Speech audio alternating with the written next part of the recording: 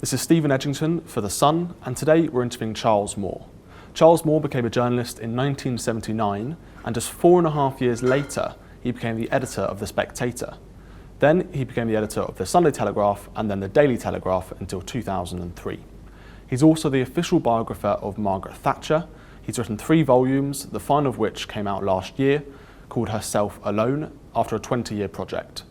We're going to be talking about the royal family, Boris Johnson and Margaret Thatcher. So Charles Moore, thank you very much for joining us. Thank you. So the media is under a lot of pressure at the moment because of a recent story to do with Harry and Meghan, who have just recently left the royal family. Now, obviously you were editor of the Daily Telegraph, Sunday Telegraph and the Spectator, and you were editor of the Daily Telegraph in a time when the royals were again under immense pressure to do with Diana and a few other events that really made the royals unpopular. And some were even saying that this was the end of the royals. Do you think that the media recently, and we'll get onto the royals in a minute, but just specifically on the media, do you think the media has changed for the better since your time as the Daily Telegraph editor? I do actually. I think in 1997 with the death of Diana, which was obviously a very traumatic event, but there was a fantastic exaggeration in the media, which I tried to resist at the time, saying that this was the end of everything. And it was a big shock, the whole thing, but it was definitely not the end of everything. And I think people sort of came to their senses, both nationally and in the media. And the media established, I think, better ways of dealing with members of the royal family. I think the royal family adjusted to modernity, and I think people in general recognised the importance of continuity. And things calmed down.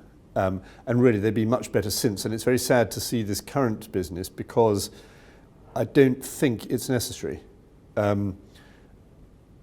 I can well understand why Prince Harry, I watched at the time as he had to go through all of that and his mother's death and walking in the funeral procession and I mean, just quite terrible for a boy of that age. But I don't quite understand why Prince Harry thinks he can establish some better system by the way he and his wife are doing this, because it looks like a fight. And in the medium to longer term, maybe even in the short term, I don't think it's a fight he can win. And I also don't think it's a fight that's necessary, so I'm really quite puzzled by it. When you were editor, where did you draw the line and how do you make those decisions when reporting on royal stories? Because there's obviously a lot of controversy over these things, whether, too much intrusion in their lives or where do you draw the line? Well, it was very difficult because, you put your finger on the right thing, because we took the line that there shouldn't be intrusion into personal matters. So, for example, though it was known that there was a relationship between Prince Charles and Camilla Parker Bowles, and indeed between the Princess of Wales and various people, we did not report that unless it had already become public knowledge. And we publicly defended the right of privacy, but this got pretty difficult because the royal some of the royal personages intruded on their own privacy, if you see what I mean. So first of all, the Princess of Wales gave tacit support to a book called Diana, Her True Story, which I mistakenly thought was a sort of intrusion upon her until I discovered that actually she'd been helping it. And then in a sort of retaliation later, the Prince of Wales talked about his adultery with Mrs. Parker Bowles to Jonathan Dimbleby for his biography of the Prince. And so you had a sort of what became called the War of the Waleses, and of course this didn't help. And I think everybody sort of realised that in retrospect how it hadn't helped and how we should try to avoid it happening again. I don't think what's happening now is anything like as serious as that, partly because in the end, sad to say, the Sussexes don't matter much because they're not in the succession, or they're very remote in the succession. But nevertheless, you see the recurrence of some of these tensions, and I just think it's unnecessary. It seems to me that, and correct me if I'm wrong, but something that you've defended throughout your whole life quite vocally is freedom.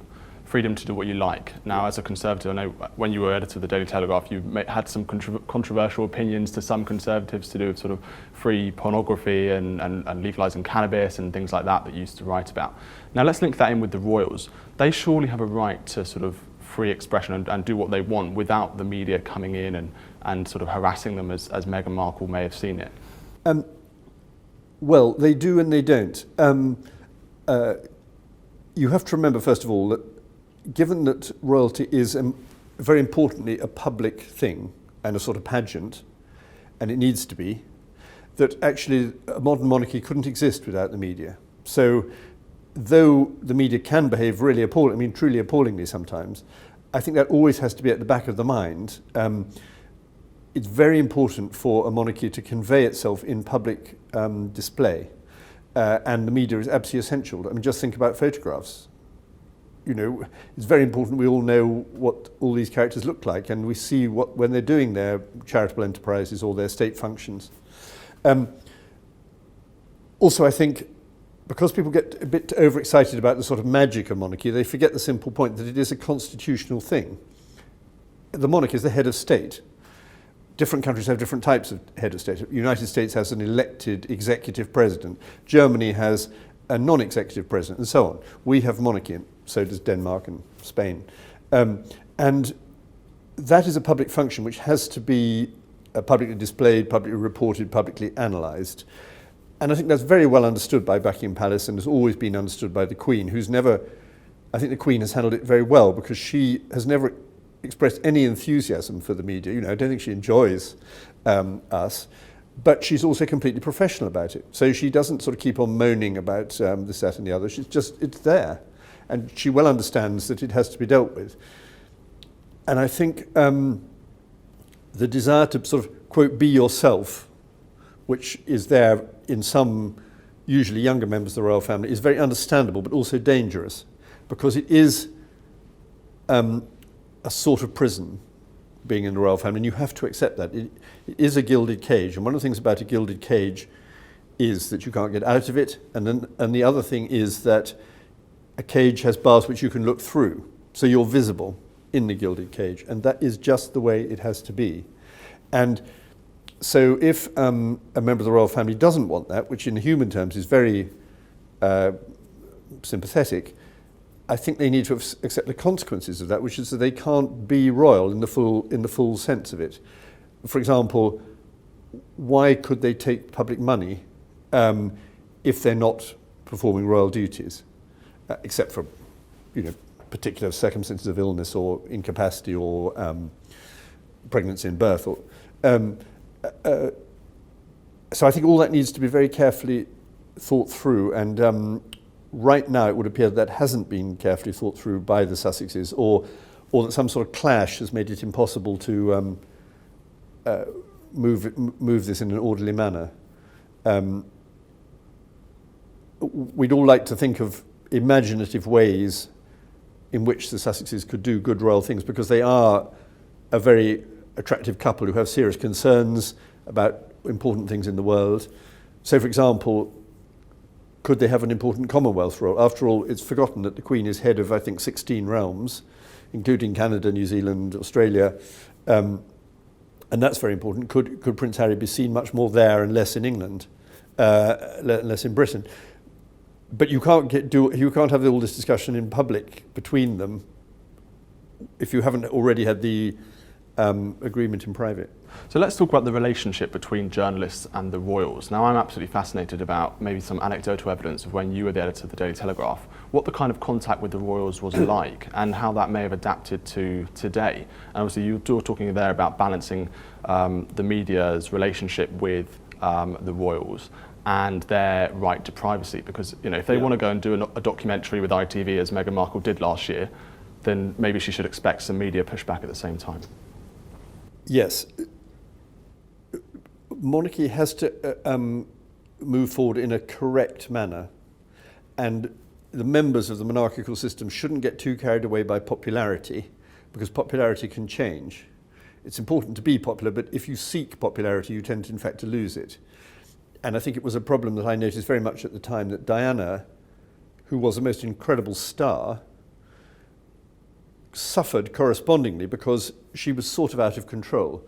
And what people forget now, because she was so lionised when she died, was that actually the media had been really horrible to her for about 3 years before that, and indeed, in some respects, many years before that. after her divorce and so on. And it was a terrible sort of roller coaster for her and for everyone.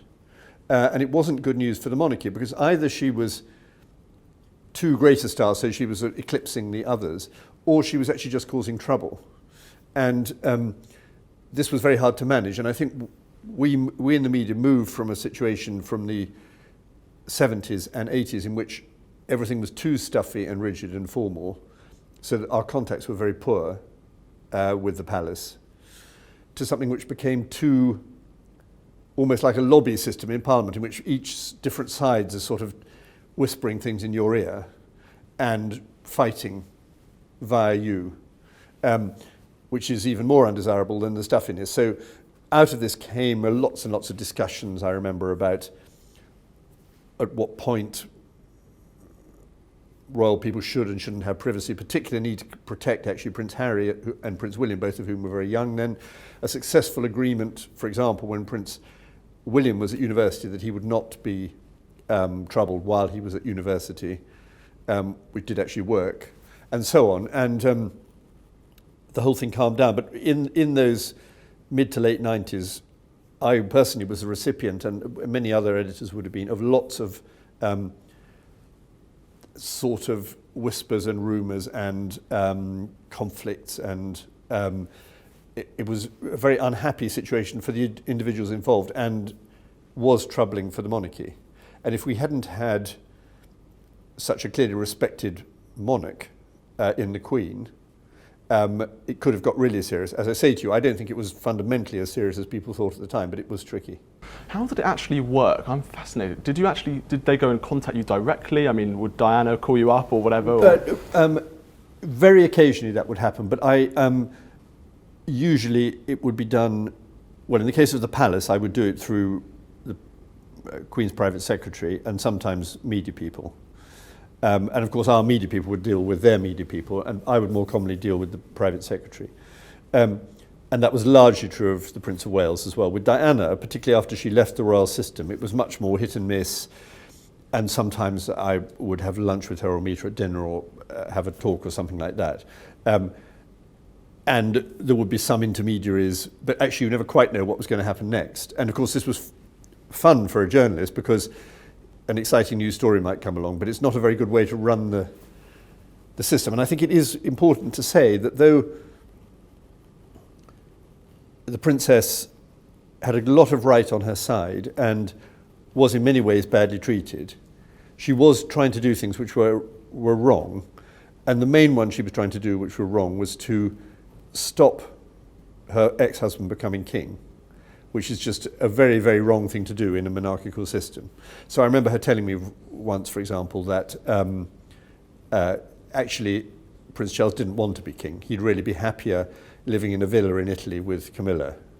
And she sort of seriously wanted me to believe this. And obviously her motive was a sort of revenge, and also her desire that it would skip a generation and be handed to Prince William. Well, you can't play those games. And indeed, when you do play them, if you try, it sort of goes wrong for you as well as for everyone else. Let's talk about the substance of the issue now, to do with the royal family. Now, there's two questions on that. One, so Meghan Markle has obviously criticised the media a lot to do with how they've interacted with her. That she's, some people calling them racist almost towards her, having these kind of, that's why the negative press has come out of it. Do you think her criticism is fair? Because I know that you've written in the Spectator, for example, last year, a column sort of criticising their hypocrisy over climate issues, etc., etc. Well, I think actually it was all avoidable, and that's what I think is sad about it, because basically what perhaps because they're upset the Sussexes are missing is how well received they were when they got married. It was a very successful service. I mean, it was an unusual service, but it was basically very successful. And I think the public will and the media were there to make it work. And though I'm quite stuffy about these things, I was very supportive. And some of my more stuffy friends who said it's all going to go wrong, I said, no, you're being quite unfair. But I have a nasty feeling they were right, as it turns out, because it's as if the couple have not been able to take in what it does mean. And as if they take tremendous amount of offence at things which in fact, could be brushed aside. I'm not defending all sorts of horrible things that get said the whole time in the media, and particularly in social media. But I just think if you look at it in the big picture, the Sussexes, when they got married, had public support and media support, and it was theirs for the taking. And somehow they've let it slip away, and that didn't have to happen.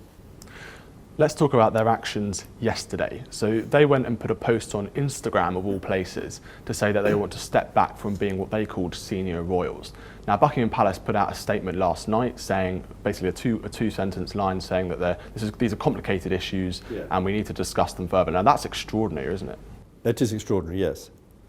As I say, I can't see the benefit from the Sussexes' point of view, or actually from anyone's point of view, in doing it this way.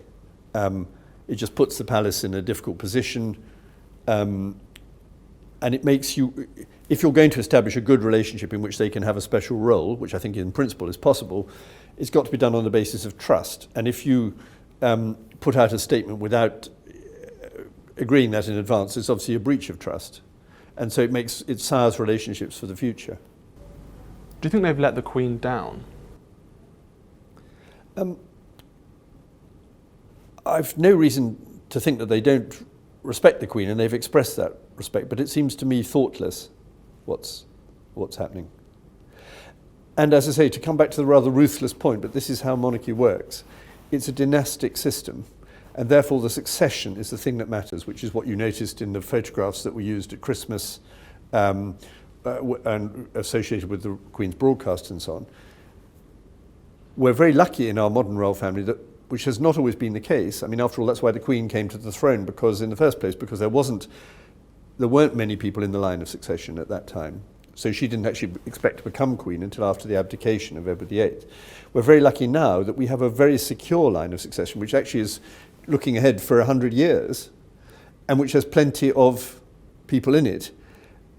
And Prince Harry is not in it. Well, actually, he is in it, but he's very low down that list, so it's extraordinarily unlikely that he will become king. And therefore, I think you need a sort of, in a couple like the Sussexes, you need a sort of modesty about that. Like the Gloucesters, we don't really know much about the Duke of Gloucester and the Duchess of Gloucester. They're in the royal system, they do their job. I don't suppose many people recognise them if they see them in the street, but they just quietly get on with it. And I'm afraid, making some allowance for the glamour of the Sussexes, which is obviously advantageous in getting more attention, and the fact that they're young and so on, nevertheless, that's roughly what it should be with them. They should just be helpful, kind, nice people who are out there to benefit charity and Britain and the Commonwealth, and that's it, really. And it's not good to sort of upstage the system. Now, we're going to get onto your book, Herself Alone, in a minute, about Margaret Thatcher. But just finally on that, maybe perhaps the Sussexes should have learned from history. Now, some people were comparing this to the abdication of Edward VIII. Now, there's some weird similarities with, you've got an American divorcee wife who perhaps have sort of influenced the royal to step down from their duties. What would you say about that? Perhaps they should learn from history. Well, of course, the Edward VIII thing was much, much, much worse and much more important. But I think the same mistake is being made, which is that thinking that your feelings, your personal feelings, matter more than the monarchy. And they don't. It's really as simple as that. Now, fascinatingly, Boris Johnson and Margaret Thatcher's sort of beginning of their premierships have started in some similar ways in terms of foreign policy. Now, 3 months before Margaret Thatcher was elected in 1979 in Iran, there was a revolution from an American-backed monarch to a theocratic Islamic republic. Yeah. Now, obviously, Margaret Thatcher had to deal with the fallout of that. There was a big thing about the American embassy being attacked, for example. Yeah. And she had to have a relationship with, or had to have a Middle Eastern foreign policy immediately when she became premier. Now, Boris Johnson faces a de-escalated crisis, as it were, but it's still a crisis in Iran. Can you talk about some of the similarities between Margaret Thatcher and Boris Johnson's beginning of their premiership? And perhaps are there any lessons that Boris can learn from the way that Thatcher handled the Middle East and handled Iran? Well, first of all, on that particular point about the Middle East, the circumstances were very different, but you're right that this was very early days for what is basically still the regime in Iran. Mrs. Thatcher was fully aware of how bad this regime was from a Western point of view, right from the start. She regarded it as the enemy, essentially, and she knew it would be trouble, and she tried to give refuge in Britain to the Shah of Iran, the exiled Shah, because she thought he deserved it because he'd been a friend of Britain. But the Foreign Office and others advised her, probably correctly, though it's sad to say, that it wasn't worth the trouble, that he was too much water under the bridge, and it was decided that he would not be offered a refuge. But it was very clear where her sympathies lay, and she always worried about the theocratic, the sort of nasty combination of Islamic theocracy and sort of Leninist revolution and anti-Westernism, really, really bad cocktail, constant problem in the world. She also suffered, of course, though, because the President of the United States at this point, Jimmy Carter, was in a weak position, and the agony he had of the hostage crisis, because one of the specialities of Iran is always taking Western hostages and using them as pawns. And Carter's presidency was sort of destroyed by that. And Mrs. Thatcher wasn't really able to do much about that while the Carter presidency was weak. So her great glory days in relation to world affairs in the United States was in the Reagan presidency. And she was lucky enough, or wise enough, to have befriended Reagan when both he and she were out of office. And they had very similar views about the Cold War and about the reassertion of the West and about economic policy. And so it worked extremely harmoniously for 8 years, which is sort of unique, really. And it was very successful from early 81 when Reagan came in until early 89 when he departed. And it was a key partnership in ending the Cold War in favour of the West. Now in comes Boris. And by the way, of course, you could hardly have two more different personalities than Boris and Mrs. Thatcher.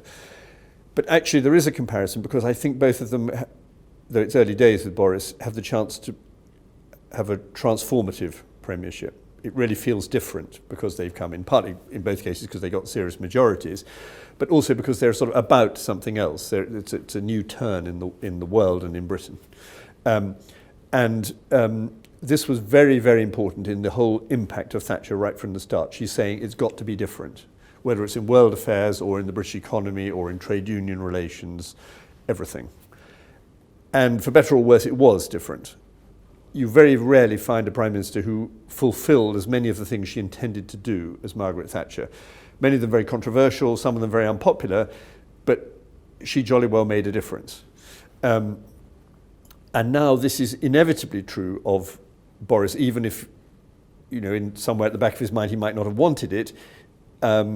He has to deal with the Brexit crisis, and he deserves to win that because he was the person who led the Leave campaign. And so there's a sort of logic and a justice in the sequence of events in which you win the referendum, and eventually, after seemingly endless struggle, you become Prime Minister, and after more struggle, you win the election with a big majority. And so he's got a big mandate, and no Prime Minister's had a big mandate since Tony Blair. So that's really 2005, and you could even say really 2001, because the 2005 election was a bit of a damp squib. But we've had a long time when there hasn't been a big mandate to bring about change, and now we have. So the comparisons with Thatcher and Boris have already started. I don't want to push them too far, but I think I'm very encouraged by the way inside the team, and you see that very much with Dominic Cummings, is the idea that so much has to be rethought. You don't want endless change, but sometimes you do have to rethink. And we've got stuck in Britain. We got stuck about Europe. We got stuck because of the credit crunch. We got stuck by the fag end of Blairism. David Cameron had quite a good shot at it, but didn't really work out. We haven't been going places for 15 years. And now perhaps we can. And now we can rethink, and I think they are rethinking. Perhaps that is the similarity then, because you've got years of chaos before both Boris and Thatcher came to power. Now, Yeah. what would you say that Boris can learn from Thatcher's premiership when she came in and she made those reforms that she did and changed Britain? Because I know it's very controversial what she did and how she did it. Well, one thing, funnily enough, it might surprise you that I say this, and I think Boris is good at that, is that you should not have a strategic plan. Mrs. Thatcher was criticised by some of her close advisors because she actually didn't like strategy. The reason she didn't like strategy is that she thought, the way she put it was, I don't want to get stuck on graph paper. What she meant was, I don't want, because I decided that we got to do X and now I've got to do it even if it's a stupid thing to do, as it turns out. She understood how much politics changed. But what she did have was purposes. So she had aims, long-term big aims, such as taming the trade union leadership and returning the power in trade unions to the members and getting them out of the government of Britain. Absolutely determined aim, but exactly how you do it and when you do it, she was very pragmatic about, and often quite slow.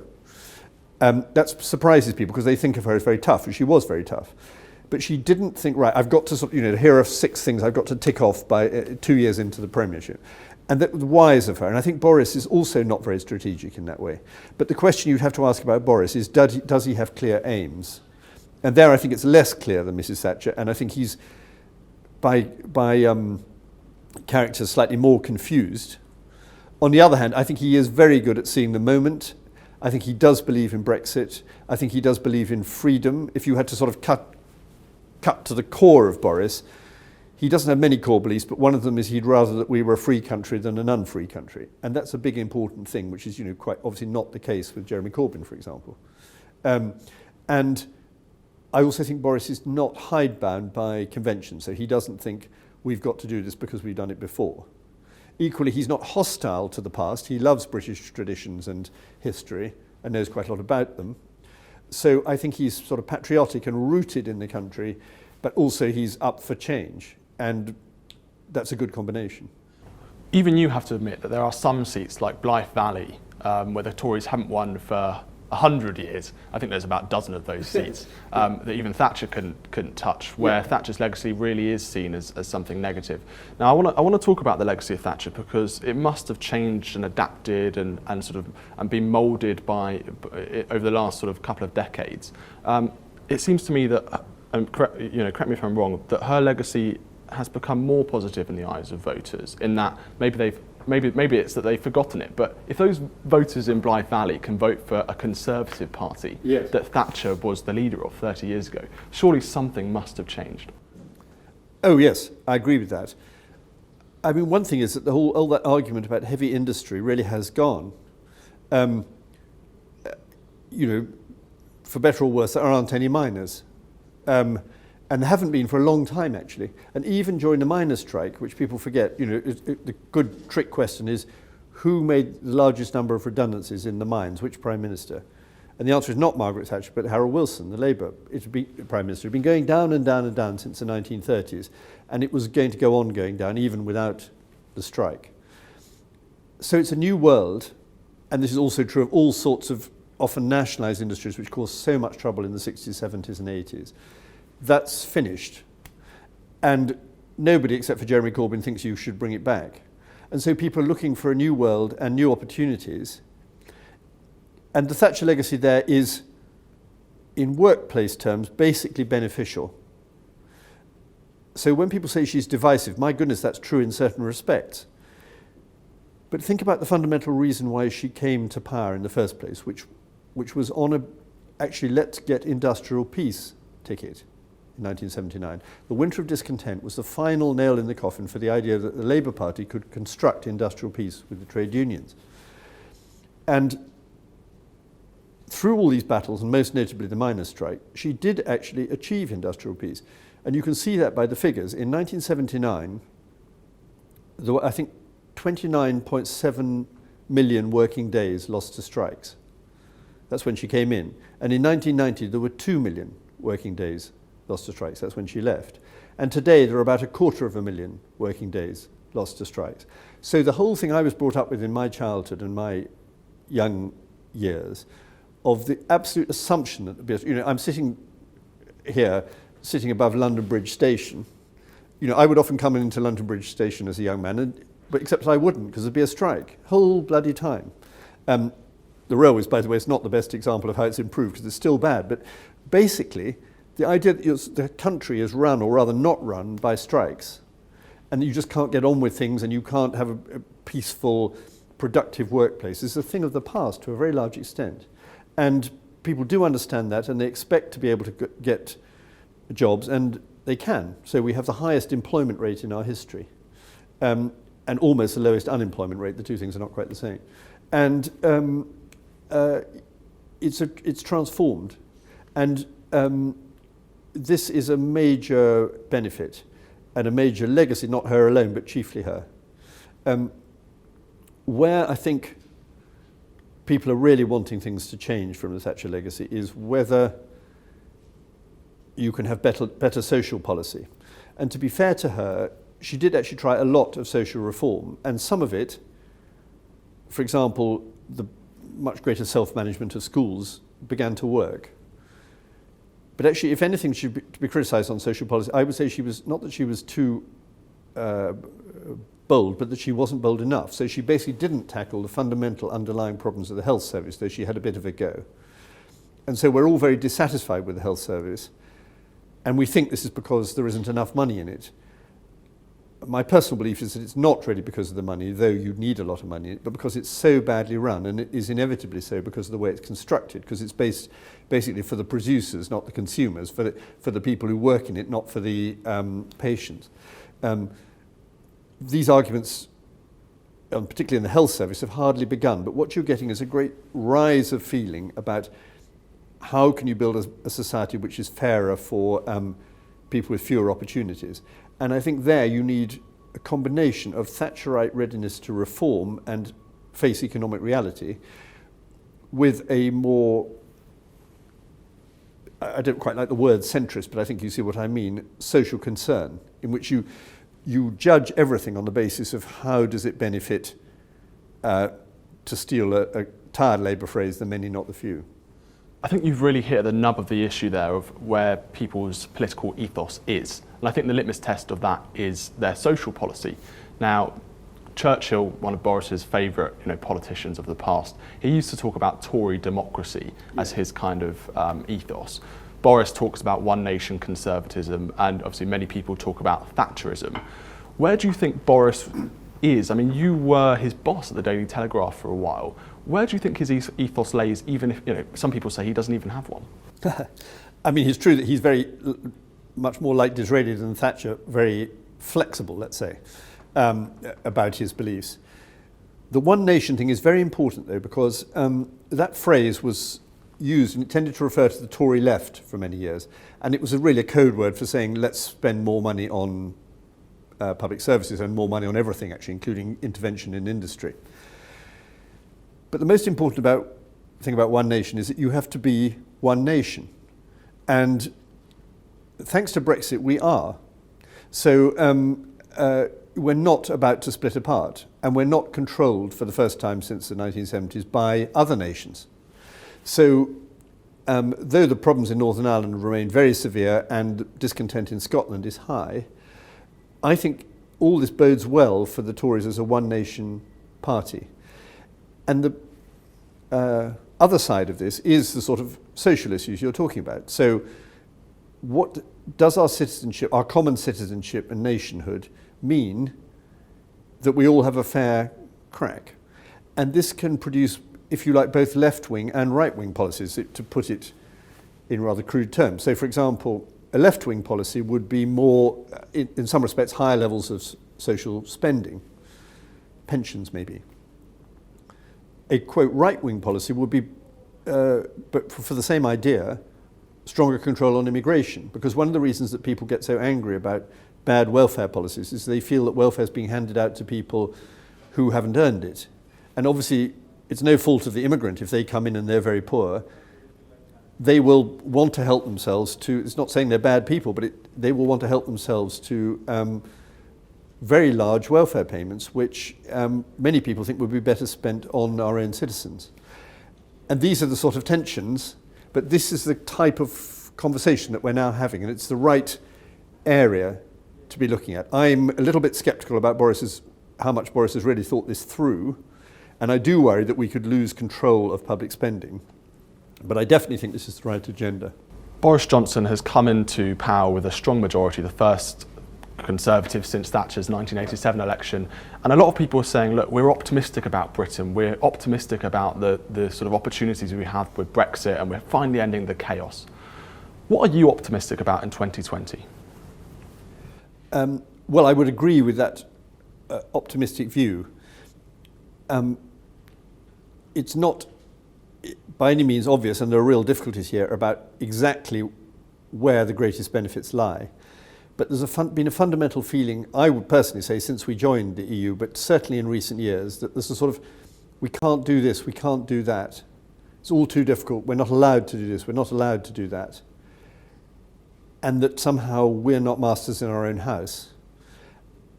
And now we can be. Now, of course, that gives us the freedom to get it wrong as well as to get it right. And that's a serious problem, and it would have been a nightmare, in my view, if we'd had a Corbyn government. But if you know that your decisions are the decisions that count, you tend to make better decisions.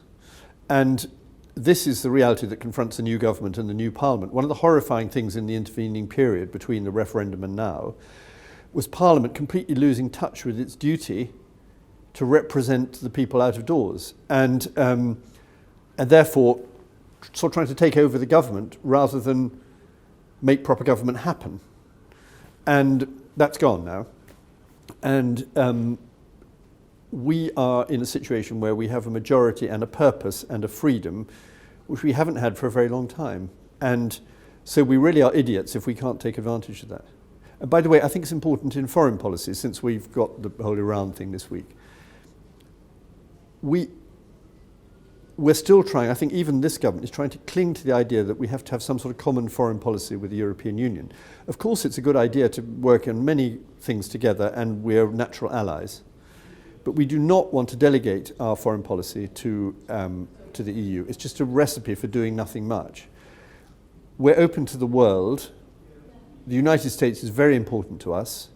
The present administration in the United States is very in favour of Brexit. The opportunities for trade with the United States and many other places are great. And I think the opportunity for reconfiguring the world in, if you like, a more pro-Western direction is also very great. And I think the EU's foreign policy has been rather abject about this and sort of saying, oh, well, we're not as bad as America, you know, trying to suck up to some pretty extreme powers, notably Iran, in the hope that somehow we will get less terrorism and more contracts. And I just think that's a weak way to look at it.